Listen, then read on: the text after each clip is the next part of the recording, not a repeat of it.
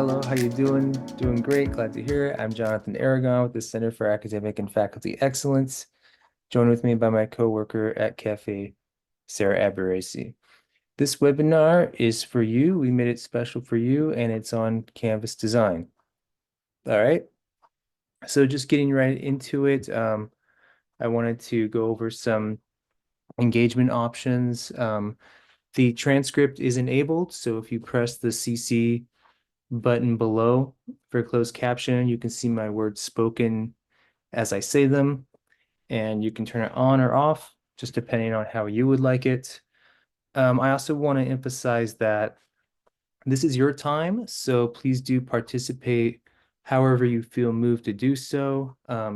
You can jump in and add to the discussion whenever you feel like, however you feel like. You're not going to throw me off because in workshops like this, it's not really a lecture. Otherwise, we could just make a video, right? It's here for you to get the most out of your time, however you see fit. So I just want you to feel free to engage however you feel moved to.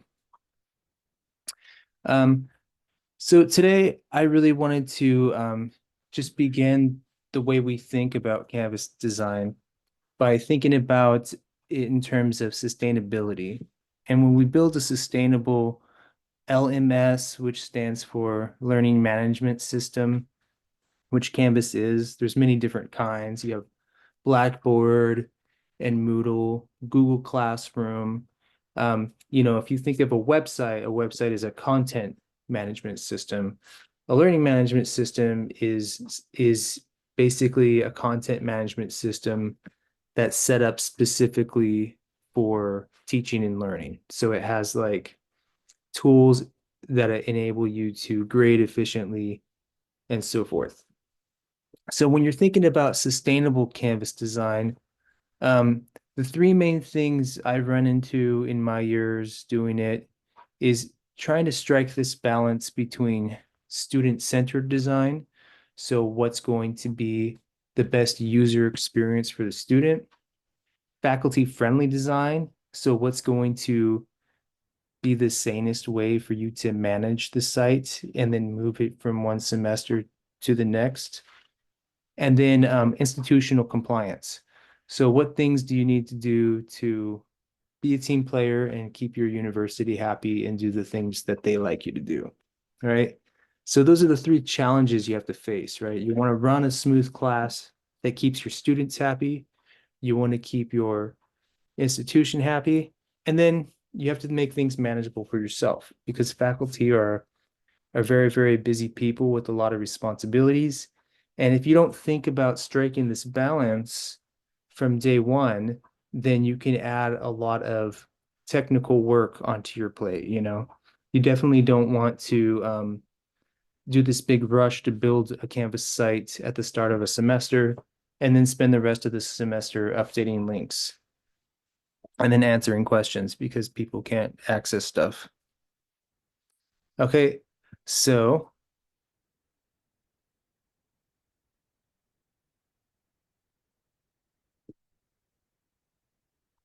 oh yes. So those were the three balance considerations, but I understand that we might have some of you today here that are also, maybe you've never taught a college class using Canvas before, or uh,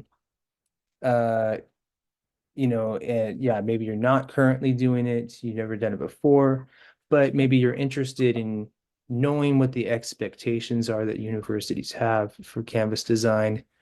Maybe you want the process of how do you prepare for this part of the job when you are preparing to be a faculty person while you're still in graduate school.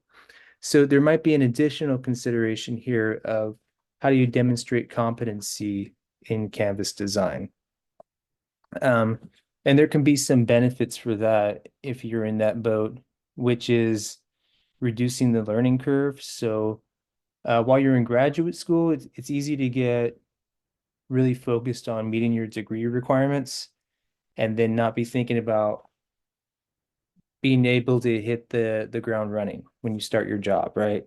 And when you start a new faculty position, you're dealing with a lot of new responsibilities and you're building the content for your course and your lesson plans. So you may not be wanting to have this learning curve of knowing how to build a Canvas site on top of all that. So if you can learn that now, it will put you in a better position. And I always say, show, don't tell, right? So in Cafe, we do help you to build like a sample Canvas site that you can put on your LinkedIn profile or your website. And you can put a link to it in your job applications and be able to talk intelligently about it in your interview. So if they ask you questions about online learning, which is a really big thing right now, um, universities really want you to know how to do that. You'll be able to answer all their questions and how you facilitate college teaching using your preferred learning management system, or should I say, their preferred learning management system, which is usually Canvas. Okay, but something that I always like to do is not assume what is going to be the best use of your time here today. So I would like to get some feedback from you to start. So I'm going to put a link in the chat.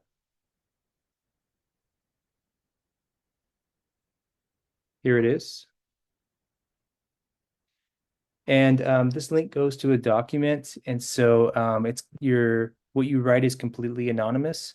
So I'd like to spend 2 minutes and just have us answer any one of these questions you want. You can just pick one or as many as you want to answer. Go for it. I just want to do this to sort of probe our thinking for the discussion today. So you can tell me how your time would be best used in this webinar today. And then let me know in chat or out loud if you have any trouble with the link. I opened it, it's working. Okay.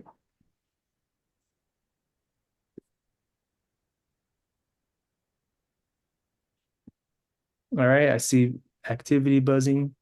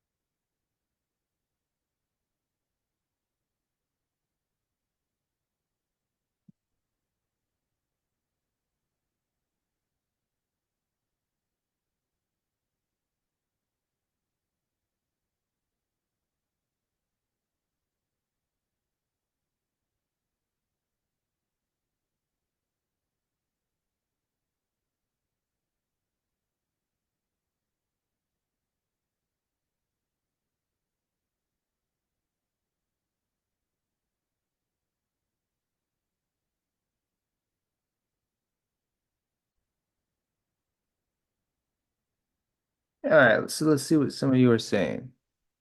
The tools that provide the ability to use different file extensions in Canvas, like PDF or PowerPoint. What is one thing you found surprisingly helpful? Okay.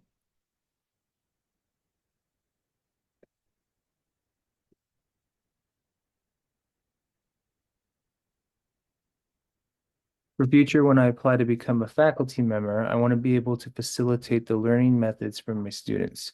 Canvas is a great tool to introduce to a student. This is how you feel as a student.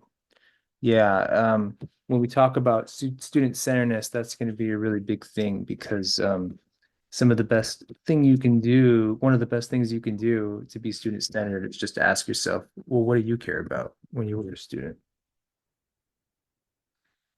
How to use Canvas professionally? Okay.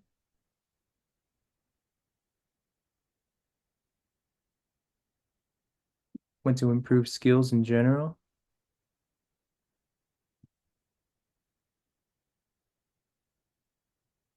Had difficulties in signing in Microsoft through Canvas. Yeah, we could talk about a better workaround for that process.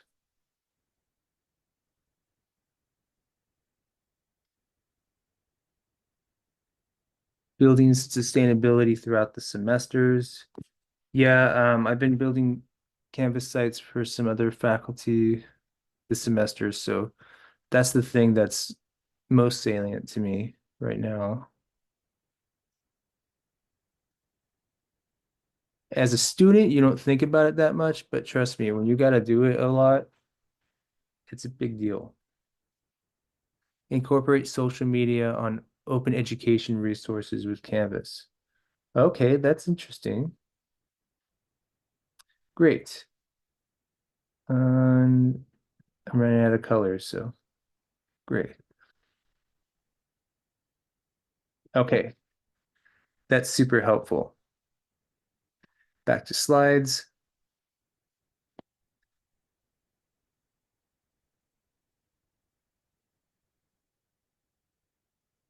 Oops, not this one. I almost shared the spinny wheel version. This one, there we go. Right? Yeah.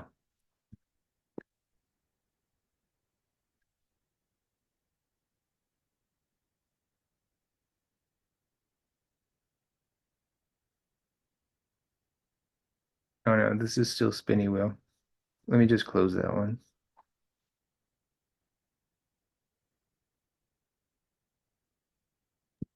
I Wait. still didn't get your slides to share them. Oh, that's okay.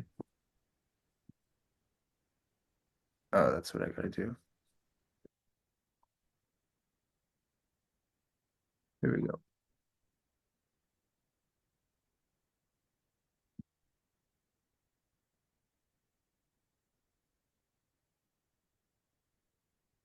I'm recording, right? Okay, good.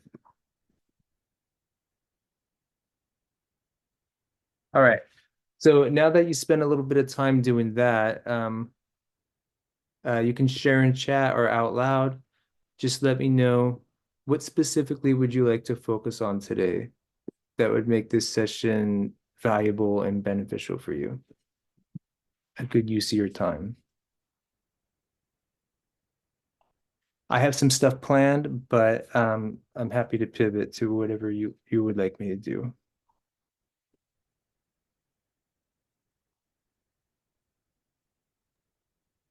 I guess I mean, at some point, you don't have to start with this, but say how AI is gonna affect how we do things, or I know that's kind of hard to predict in a sense. I'm taking a class in it right now, but just the whole idea with AI and Canvas, or is that ever gonna be like is it ever gonna be incorporated into Canvas, or how to kind of navigate, our students using AI and sort of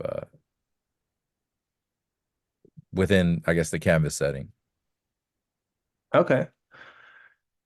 So you wanna think about like, is there gonna be like a chat GPT integration with Canvas or something like that? Yeah. Yeah, I don't know about any integrations, but I'm sure eventually there will be something like that. It would be helpful with Canvas. You can do like pretty limited HTML on it, so it's not like you can ask ChatGPT to like build me, a Canvas or a Canvas course with like, yeah, sustainable permalinks and make it inclusive, and it will build it for you. So that's not a thing that I know of right now.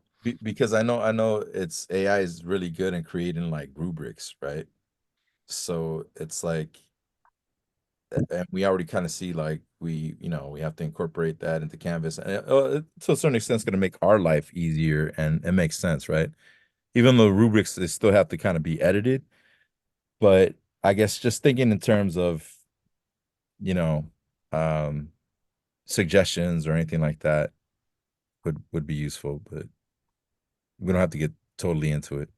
Yeah, like I see it as just you can use it as a tool for it like anything else and help you create content, but you still have to go in and do all the manual building yourself. I saw you had your hand up, Sarah.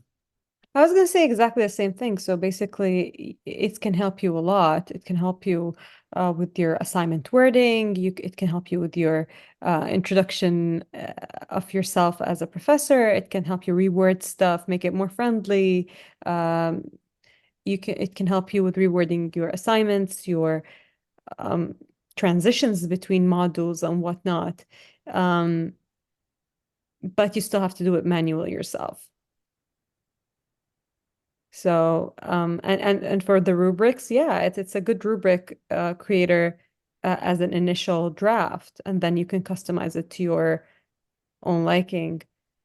But I still think that we'll be we're very far off from integrating Canvas and any bot or any artificial intelligence yet, because as much as it's creative, but it's not, it lacks the human element, so it's not as inclusive as you'd want it to be.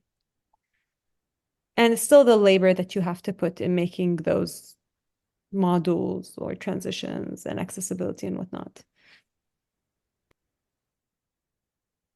What is the position of the audience members today?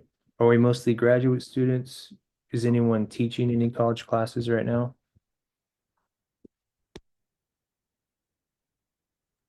I'm not teaching as much right now, but I do teach Sorry. part-time at Pasadena City College. Did they use Canvas there? Oh yeah, yeah. So I've been using Canvas since what 2012, 13. Very much reliable on Canvas. So we hope the grid never goes down because, you know, a lot of our assignments are on there by choice, you know what I'm saying, but highly recommend it because it makes life a lot easier, right? So my students very rarely turn in papers anymore.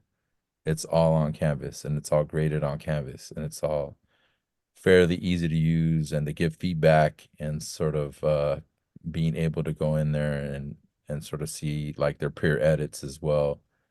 It's a great resource.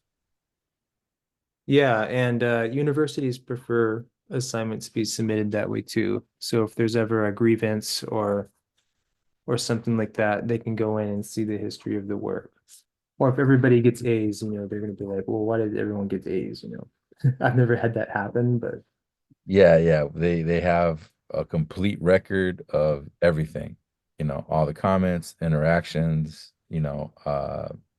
and whatever they revise, and it's yeah, for sure. okay. And Hannon, this is their third semester using Canvas. Never used it before joining CGU. You're a PhD student, so I'm guessing you mean that this is your first time using it as a student. Yes, this is true. Um, I it was the first time I'm introduced to Canvas when I just enrolled here in CGU.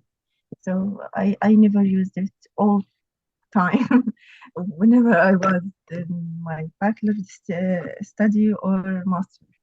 So it was the first time, and I found it's really a great platform. Um, I like using it. The module is very easy to follow. The assignments, the way you are uploading the file, the following it, the rubric, it's a great one. And the comments, it's very easy to follow the comments and to understand what to do and to get a feedback. So yes, I like it. Yes, sir, I am. نعرف بعض. See, I know them. I know my fellow Jordanian Palestinian girlies. See, Jonathan, we're a lot here today. Yeah. Uh, Yeah. uh, yeah, are you a graduate of the Jordanian University? No, I finished my master's degree in Sultan Qaboos University in Oman. And Oh, my they don't use no, that's a first time for me to know because I was in the Gulf area and they heavily use Blackboard and Moodle. Oman is still, you can say, it's a I virgin understand. country. It's a Yeah, virgin yeah. country. And They're still there is using a lot, the yeah, there is a lot of things they need to follow in terms of technology and how to deliver Jonathan, information. you're gonna shine there. Apply to Oman. I think so. Oh, apply to teach John, there? yeah, because they don't use learning management systems yet. So you go there and shine. Build them learning management systems for everyone. They will Oh, like it. They will like it. Of course they would. Yeah, it is an opportunity for them. all right. I'll have to check that out. Okay. So, so we want to strike this balance between student-centered design and faculty-friendly strategies, right? So when we're thinking of student-centered design, you as a user of Canvas as a student, what things do you care about the most, do you think? Um, for me, I care to find the information I need fast and easy. Sometimes I feel lost when I'm looking for some information. Like, for example, I have this class this semester, and really it is not easy to follow um, the structure of how my instructor built the modules. It is just everything collapsing over each other. So I need to dig to find the info I need.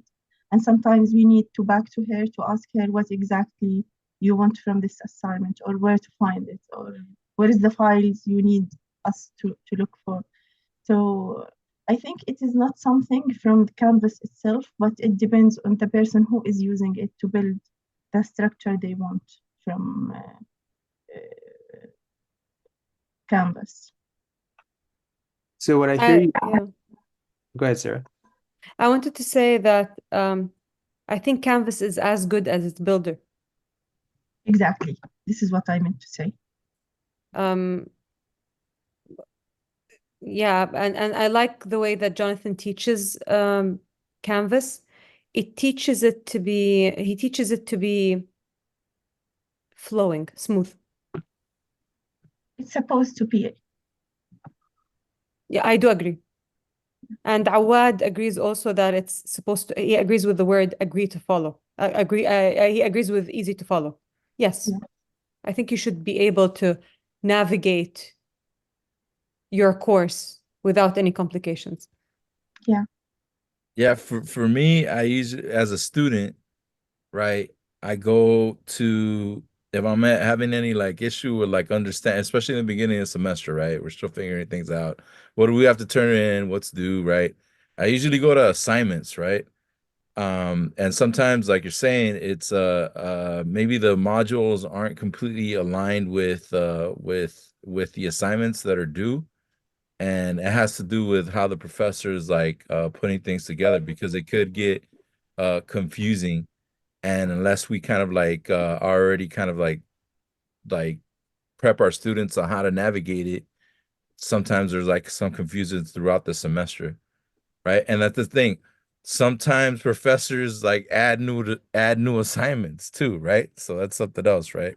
So we got to be mindful of like myself as well too. Sometimes it's like I'll switch out an assignment because it's like we just have to always adapt to whatever it is. Not all the time, but sometimes it's like, we're meeting the needs of our students and certain things sound better to do at certain points and we don't know until we get into class. So that's something that I always tell my students that things on Canvas are subject to change, right? But they're not just gonna happen like without a type of, um, enough warning or sort of like pretty much letting them know that certain things are changing and re-emphasizing that, right? Not just telling them one time, sending the email, saying it in the class, and reminding them and making sure they understand, right? Yeah, okay. So I heard two important things I want to touch on. One is the user friendliness for the student, that things are easy to accomplish. And the other is you mentioned one is that time that you spend following up with students and making sure that they have what they need, right? So here are the things I came up with that I think is a lot of what I'm hearing. Yeah, intuitive interface, seamless movement through the resources, access to grading and rubrics and submission process. Those are the things students usually care most about. And then task accessibility. So fewer obstacles to task integration. Because my understanding is that students really just, when they log on to Canvas, they want to know what they got to do and get doing it as soon as possible without having to be like, okay, where do I go to find this or that? Which is what I'm hearing a lot of. One of the things we have the home page, right? Or which you can set as the front page, and then having the links that your students need to find everything here. And then turning off the stuff that you don't want them to see, which you can do in settings and navigation. And the other thing that I find students like is, like we said, the assignments. Everyone wants to know what those are. So starting your first page with all the assignments in the course, and then going down to module 1 with something as simple as really simple to follow modules, like the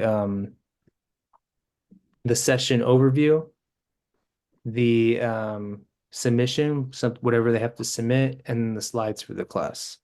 And the modules really don't need to be more complicated than that. So keeping it as simple as possible, I think, is what students like. And if you can even have just like, slides are just really a clickable resource, but as far as the module information, you only really need like 2. An overview page, what are you going to do in the session, and then what you have to submit. And if you make your life really easy, you'll make all the submissions the same. If it's like midnight, before the next class or something like that, make it the same for all of your assignments so everyone can remember it. Just to get some clarity, you're saying to start the modules with all the core assignments up on top? Yeah. Okay, so like those are the main graded assignments then, right? Yeah.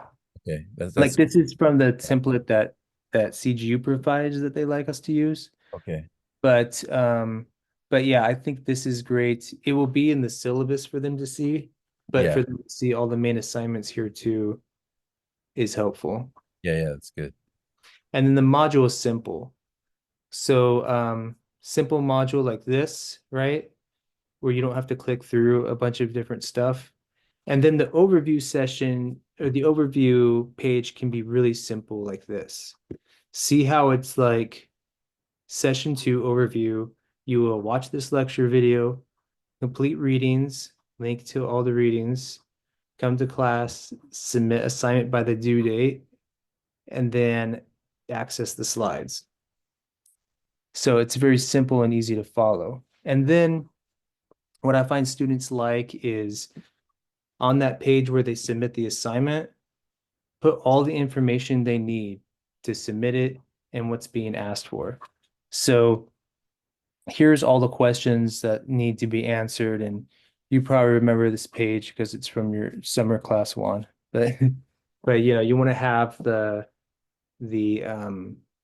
goal of the assignment, the steps to complete the assignment, the submission for it, examples of what a successful assignment looks like, and then the criteria for success, which is the rubric right there. So they know exactly how they're being graded on it. And all that can go in one page on Canvas. So you have your overview for the session, the assignment page, and that's it. It doesn't need to be more complicated than that. And if we're talking about things that are faculty friendly, faculty want this ease of management. So you're not going through every semester, throughout the whole semester, students can't access things. You have to change links. You have to keep adding more and more resources. Streamlined course recreation. So if you just move one Canvas site to another, like copy it over or import it, if all your files and everything is in one Canvas shell, then students won't have access to those links. So you have to go through and update all those links. Student satisfaction is important, university compliance, and then inclusivity. So here's like an example of a faculty overview page that would need a lot of editing. And so the thing that I want to point out in terms of building for sustainability is if you see all of these dates right here, when you do this class again next semester or next year, you're going to have to go through every single module and change every single date. And then you see how each reading has a link to that one specific reading. This is like an example of when faculty are really trying to be as inclusive as possible for students, but it ends up being a lot of extra work for the faculty because you have to update all these links every semester. And it's like this big rush before the week before classes start because you got to change all of this information in all of these links that are not permanent links. They change when you move from one Canvas site to another. So while the intention is good, it's a lot of editing. So to go to the previous example, you can see where a simple setup like this would be more sustainable. And here's why. I'll point it out to you. Number one is like even in the module itself, right? You see here it has the date, January 17th. Versus a module like this, there's no date on it. So you can copy that module into another Canvas shell directly with a few clicks, and you don't have to go in and do a lot of editing. So that's a bit more sustainable and easier to move around. So same thing with this, we call it session 2 overview, right? So you don't have to worry about changing the name and the topic of it or changing the dates or anything like that. It's session 2, and your students all have the syllabus, so they can see in the syllabus what dates are in session 2 and what readings are required that week and all of that. So all you need to do in the overview is just keep it really simple. If you have a video, you could put it there, and then when you copy it over, it will be the same. You see the video, one of your questions was about accessing like the Microsoft links. So yeah, if you put your videos all in OneDrive, the links expire after a certain date, and your students have to log in to Microsoft to be able to see your video. But if you put your video up on YouTube, the link will stay the same forever and ever and ever. So you can literally copy your pages from one Canvas site to another, and your video will still be there and it will still play without student access issues. So this seems simple, right? But there's a lot into this here. See this here where it also says all readings can be accessed here, linked to your cloud drive, right? So you can have one page that has all your other readings for the semester and all the links to the library or wherever it is to read those articles if you want to be really inclusive and save students time getting stuff. But so much better to put a link to a cloud drive or a folder or a document where they have all those readings listed. Because if you upload, say, like PDFs, like let's say you upload all these PDFs into Canvas, right?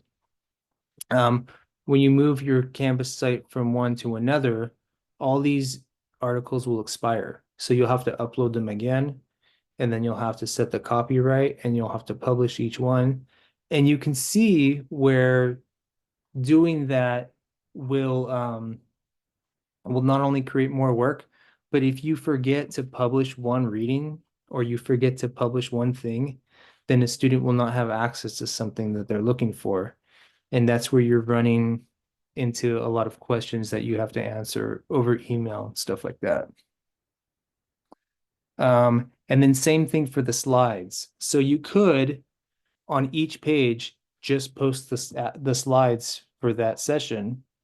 But in the same way, I think it would be just as easy for students and save faculty a lot of time if you put one folder on a cloud drive with all the slides in it, and then they can click that and they can go find, just name your slides, session 1, session 2, session 3, session 4. Access it easy. If you want to keep everything within Canvas, you can do that too. You just create a folder in files and then upload all your slides to that folder. And then you can publish the whole folder instead of worrying about individual slides, which would be more difficult. And I can show you how to do that too.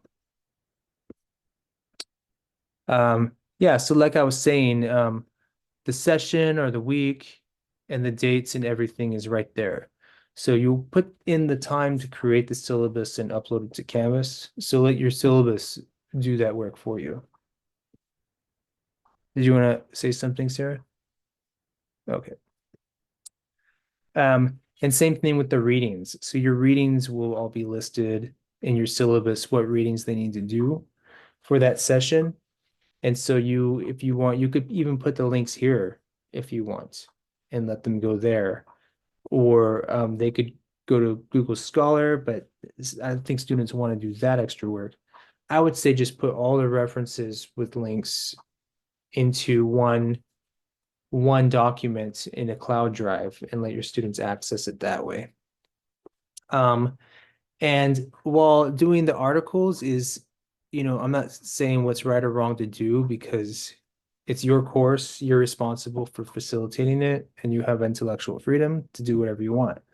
But I will say that the library, for instance, the Claremont College's library likes it when you share links better because that's how they justify the price they're paying for the subscription services to the articles. Because if every time someone clicks on the link to the article, then they're showing that people are using the resources and they can justify it. Personally, to me, it wouldn't matter which one you used as long as you're happy with it. But that's just, we're looking to strike that balance between student satisfaction, professor satisfaction, and university compliance satisfaction. So using this simple structure, you see it's very simple looking, but a lot of thought has gone into how it can strike that balance between everyone involved.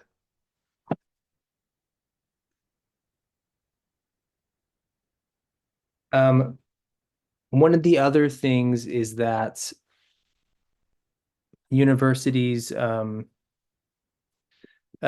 universities sometimes will lock your previous Canvas shell and you won't have access to it. So you'll have to go to your IT person and ask them to create a shell for you for your last semester, or you have to build it from scratch. So they usually give you like a shell to use. That's how it works here. But I don't know how other universities are, and you might need to you might be teaching at more than one university.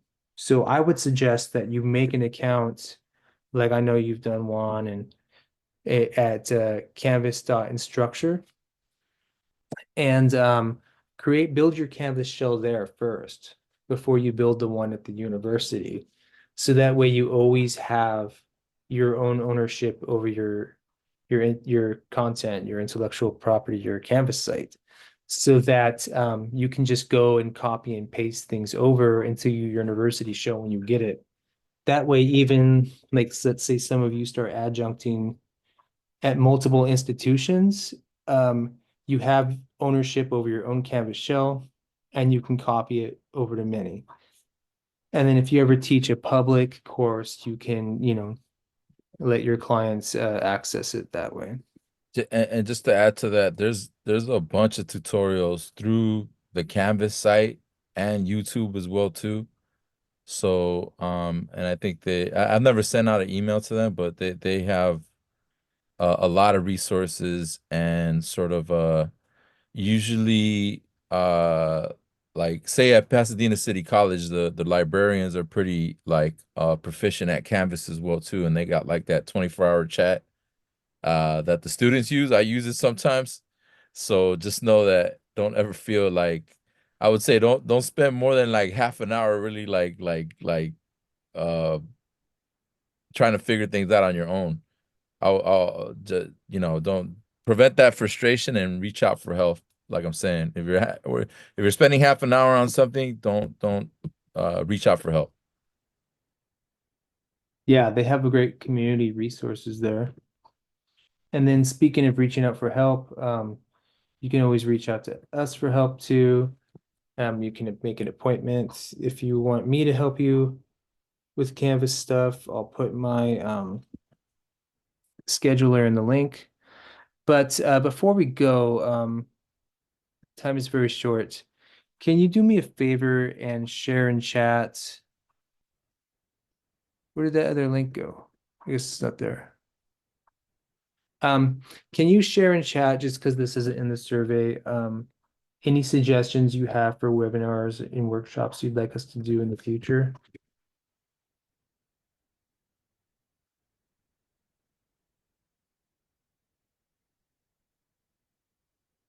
And also, that's the link for the satisfaction survey. Please give us a shout out and give us your peace of mind. Let's get better. Let's make it better for you. And then I also want to say that this is just part one, so we have another one next week, so feel free to come to that, and we can get into more of the technical stuff if that's what you want to see me do, or anything else. So I'm going to give you a moment to do the survey, and then I'll stick around if you have any questions, concerns, confessions, or celebrations you want to ask me or share.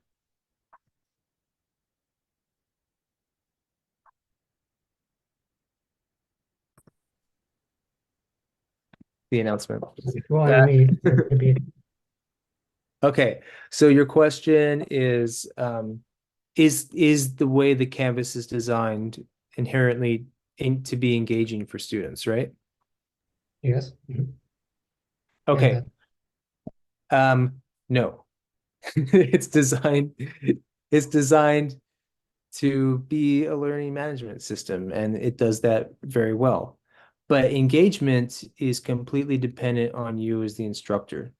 So that's where course design comes into play. In the college teaching certificate, we go into great deal on it in active learning, right? But let's say you make a discussion on Canvas, right? Well, if you create a discussion board and the discussion is like, come up with 3 points and respond to 3 people, well, that's not going to be very engaging because everyone's just going to do what you said to do, what you put in the prompt because they want to get a grade. Versus if you say, just please, discuss this topic, and all I'm interested in is that you're engaged and you respond authentically, then it's a little more engaging because you leave it open. If you have an in-person class that has Canvas abilities, better to have that discussion in class than online. But even better than either one of those is if the discussion is based on things that students have ownership over. So if the students built something, if they did a draft, if they found a resource like from social media, like one of the questions, and they're making the learning visible with each other, and they're giving each other feedback on it, engaging, that's more engaging, right? So the platform just does whatever it's built to do. It's just a tool. But the engagement is all on you as an instructor to do a lot of what you all have been providing your feedback on today, which is think like a student. If you were a student, what would you consider to be valuable and meaningful versus just going through the motions? Jonathan, I want to add something to that. Sure.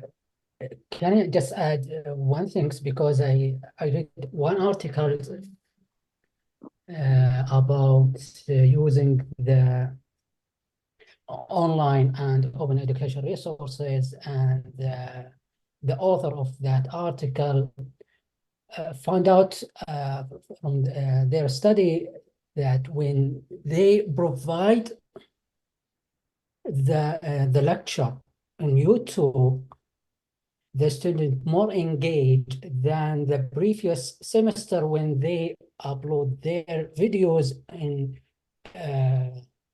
the platform, the university platform. I'm not sure it was like Canvas or other platforms. So that what make me to think, is it easy for a student to use the Canvas and be more engaged? Is it, as you mentioned, that about the instructors and how they make the student more engaged in the classes? Yeah. So what I hear you saying is that someone wrote an article on online engagement, and they said that when the students were watching YouTube videos on the YouTube platform and writing in the chat there, they were more engaged than when they uploaded the content to Canvas and had them participate there. Am I correct? Yes, so what I mean that there is comparing between 2 semesters. The first semester it was completely in the platform from like one of the platforms of the university, and the next semester they used only YouTube without to use any website from the university. The student, for when they using the YouTube, they was more engaged by watching these videos more than the previous semester. Yeah, that makes total sense to me because that's how people are engaging outside of class. So people are watching YouTube anyway and writing in the comments in YouTube. It makes more sense to use that, right? But you could bring it back into Canvas. So you could have them go engage on YouTube if they're comfortable with that. And then take a screenshot of their discussion, bring it back to Canvas or bring it to class and ask them, how did that experience go? What did you find engaging about it? So you could weave that, you could harness the power of the platform that people are engaging in outside of class anyway, and then weave it back into your class sessions. Kind of like writing a blog, it's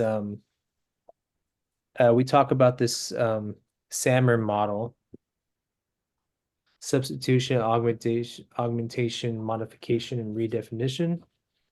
It's a model we use to describe how we think about using technology in education. And the whole model is basically, don't just pick technological tools that substitute what you could do with analog tools, but pick digital tools and technology that is going to redefine how you would do the learning. So if you think about writing a blog, it's kind of that way, because if you have your students all write a blog together, then you're harnessing technology to redefine what an essay would be, right? Same thing for YouTube. Your students could create a video essay and put it up on YouTube as opposed to writing a traditional essay.